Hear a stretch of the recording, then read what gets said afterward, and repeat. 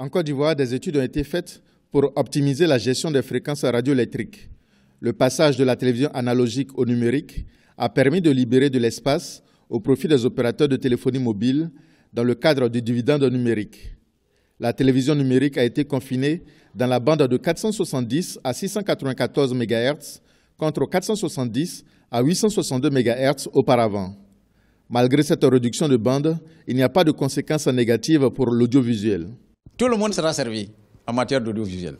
Il y a 48 canaux, c'est-à-dire 48 fréquences qui sont là. Chaque fréquence peut prendre jusqu'à 20 programmes.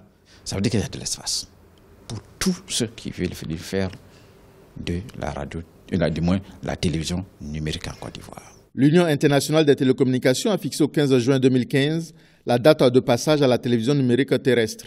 En Côte d'Ivoire, cette transition se fera en 2020. Pour l'heure, des tests sont en cours avec 37 émetteurs pilotes. Pour le moment, il y a un qui est installé à Bobo et c'est de celui-là que je parle à Bobo pour voir jusqu'à quelle zone ça couvre.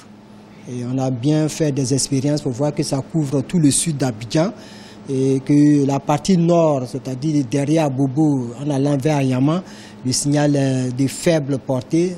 Ça suppose qu'il va falloir dupliquer un autre émetteur qui permettra de couvrir cette bande avec suffisamment de champs pour que les émissions soient beaucoup plus claires. La libéralisation de l'espace audiovisuel est prévue en 2016. La technologie numérique va permettre d'avoir des dizaines de chaînes de télévision. La migration vers la télévision numérique terrestre devrait coûter 25 milliards de francs CFA à l'État ivoirien qui va subventionner l'achat des décodeurs.